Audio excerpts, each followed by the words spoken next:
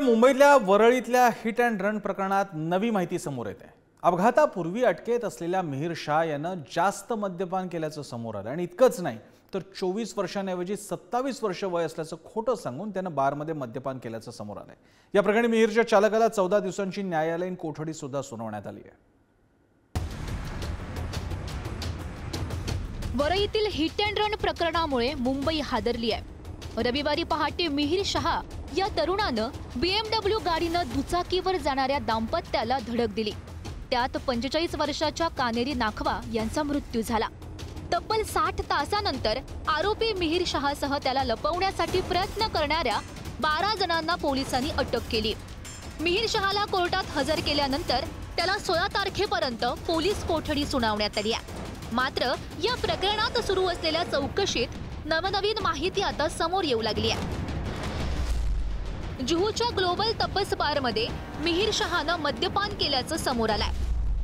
24 वर्षाचा असताना 27 वर्ष वयाचं खोटं ओळखपत्र दाखवून त्यांनी मद्यपान केलं। मिहिर आणि त्याच्या 2 मित्रांनी 12 लार्ज पेग मागवल्याचं समोर आलंय। मिहिरनं आणि मित्रांनी प्रत्येकी 4 पेग प्यायले होते। 8 तास मद्यधुंद अवस्थेत राहू शकेल इतकं मद्यपान केलं होतं। रात्री 1:30 वाजता तपस बारमधून मिहिर मित्रांसह बाहेर पडला। मिहिर शाह बोरिवली ते मालाड दरम्यानही दारू प्यायला। रविवारी सुट्टी असल्यानं लॉंग ड्राईव्हसाठी मरीन ड्राईव्हला ते गेले होते। यू टर्न घेत गिरगाव चौपाटी जवळ मिहिरनं ड्रायव्हर राजऋषी विदावत याला ड्रायव्हिंग सीटवरून उतरवलं। पहाटे 5:30च्या सुमारास मिहिरनं नाखवा कुटुंबाला उडवलं।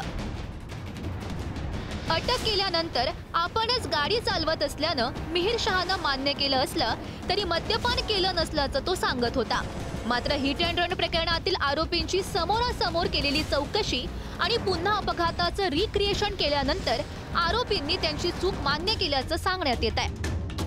वरळी हिट अँड रन प्रकरणामध्ये मुंबई पोलिसांनी दोन्ही आरोपींना समोरासमोर बसवून त्यांची चौकशी केलेली आहे आणि याच चौकशीमध्ये मिहिर आणि त्याच्या ड्रायव्हरनी जुहू येथे मद्यप्राशन केल्याच्या नंतर बोरिवली आणि मालाडच्या मध्ये देखील मद्यप्राशन केल्याचा धक्कादायक माहिती आहे या चौकशीमध्ये पुढे आलेली आहे। या संपूर्णपणे प्रकरणामध्ये पोलिसांनी रिक्रिएट सीन देखील केलेला आहे। ज्या ठिकाणी अपघात घडला वरळी ते सीलिंग पर्यंतचा हा संपूर्णपणे रिक्रिएट सीन आहे तो पोलिसांनी करून घेतलेला आहे। या संदर्भात पोलीस अधिकचा तपास आहे तो या प्रकरणात करतात। येणाऱ्या काळामध्ये पोलिसांकडून काय खुलासे पुढे येतात हे देखील पाहणं महत्त्वाचं ठरणार आहे। दुसरीकडे या मुद्द्यावरून राजकीय आरोप प्रत्यारोप सुद्धा सुरूच आहेत। या राज्याचे गृहमंत्री, मी व्यक्तिगत म्हणत नाही, युजलेस गृहमंत्री आहे।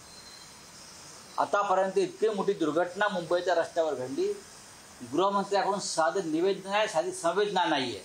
अशा प्रकारचा गृहमंत्री या राज्याला मिळाला आहे, दुर्दैव आहे।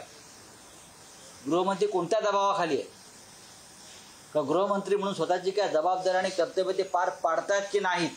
मुंबईच्या रस्त्यावरती एक मराठी महिला चिरडून मारली जाते, तिचा किंकाळा त्यांच्या कानापर्यंत पोहोचत नाहीत आणि फक्त पैसे दिले तुमची पैशाची मस्ती आहे ना, ती मुंबईची जनता उतरवल्याशिवाय राहणार नाही। शिंदे फडणवीस हे लक्षात घ्या। नाखवा कुटुंबाला उडवल्यानंतर आरोपी मिहिरना कावेरी नाखवा यांना गाडीनं सुमारे 1.5 किलोमीटर फरफटत नेल्याचं सांगण्यात येत आहे। बिंदू माधव ठाकरे चौकात इतर गाडी चालकांनी मिहिरची गाडी थांबवण्याचा प्रयत्न केला, मात्र मिहिर गाडी चालवत राहिला। या अपघातानंतर मिहिरनं पहिला फोन त्याच्या वडिलांना केला आणि त्याला पळून जाण्याचा त्यांनी सल्ला दिला।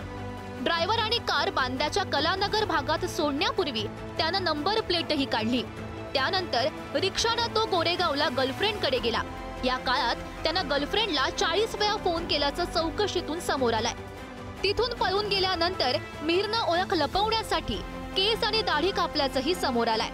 आता पोलीस मिहिरची चौकशी करत असले तरी त्यात मिहिर सहकार्य करत नसल्याचं सांगण्यात येत आहे। ड्रायव्हिंग लायसन्स असल्याचा दावा मिहिर करत असला तरी अद्यापपर्यंत त्यानं किंवा त्याच्या कुटुंबियांनी त्याचं लायसन्स पोलिसांना दिलं नाहीये। आता या चौकशीत आणखी काय समोर येणार हे आता पाहावं लागणार आहे। निखिल चव्हाण, पुढारी न्यूज, मुंबई।